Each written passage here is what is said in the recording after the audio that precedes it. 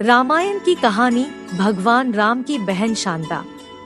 अयोध्या के राजा दशरथ की 3 पत्नियों और उनसे होने वाले 4 पुत्रों राम, लक्ष्मण, भरत और शत्रुघ्न के बारे में सभी जानते हैं, लेकिन भगवान राम की बड़ी बहन के बारे में हर किसी को नहीं पता।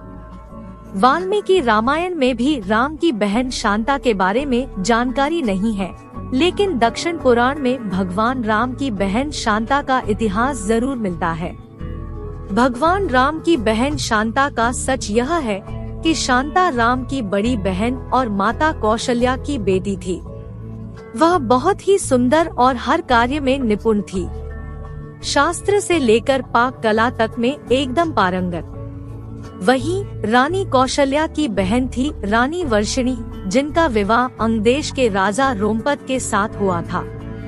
दुर्भाग्य की बात यह थी कि किन्हीं कारणों उनकी कोई भी संतान न हो सकी। एक दिन वर्षिणी राजा रोमपद के साथ कौशल्या से मिलने अयोध्या आई। जब सभी एक साथ बैठकर भोजन कर रहे थे, तभी वर्षिणी ने दशरथ की पुत्री शांता की शालीनता और कार्यकुशलता से मोहित होकर अपनी एक इच्छा प्रकट की। वर्षिणी ने कहा, वैसे तो मेरी कोई भी संतान नहीं है, लेकिन मेरी इच्छा है कि शांता की तरह ही मेरी भी एक पुत्री हो। वर्षिणी की इस बात पर राजा दशरथ उन्हें शांता को गोद देने का वचन दे देते हैं। इस प्रकार राजकुमारी शांता अंगदेश के राजा रोमपद की पुत्री बन जाती है।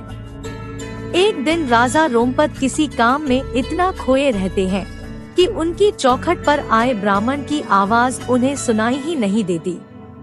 फलस्वरूप ब्राह्मण को खाली हाथ वापस लौटना पड़ता है। देवराज इंद्र को राजा रोमपद द्वारा किया गया ब्राह्मण का यह अपमान जरा भी रास नहीं आता। वह अंगदेश में वर्षा न करने का निश्चय कर लेते हैं। ऐसे में बिना वर्षा अंगदेश में सूखा पड़ जाता है।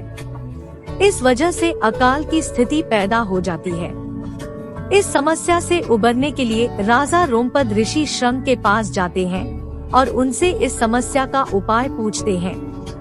ऋषि राजा को यज्ञ कराने की सलाह देते हैं, जिससे रूठे इंद्र देव को मनाया जा सके।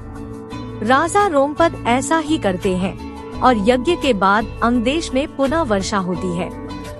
इससे अंगदेश में आई समस्या का अंत होता है। ऋषि श्रंग से प्रसन्न होकर राजा रोमपद उनसे अपनी पुत्री शांता का विवाह करा देते हैं। शांता के बाद राजा दशरथ के कोई संतान नहीं थी। इसके लिए वह बहुत ही चिंतित रहते थे। इसी कारण वह भी ऋषि श्रंग के पास जाते हैं। ऋषि श्रंग उन्हें कामाक्षी यज्ञ कराने की सलाह देते हैं। ऋषि के कहे अनुसार राजा दशरथ कामाक्षी यज्ञ संपन्न कराते हैं और प्रसाद के रूप में खीर बनवाते हैं। यज्ञ समाप्त होने के बाद जो खीर का प्रसाद था, उसे राजा दशरथ की तीनों पत्नियां कौशल्या, सुमित्रा और कैकेयी ग्रहण करती है। कामाक्षी यज्ञ के प्रताप से रानी कौशल्या को पुत्र के रूप में राम, कैकेयी को भरत और सुमित्रा को लक्ष्मण व शत्रुघ्न की प्राप्ति होती है। चारों पुत्रों को अपनी बहन शांता के बारे में कुछ भी मालूम नहीं होता है। समय के साथ धीरे धीरे राम को अपनी माता के दुख का पता चलता है।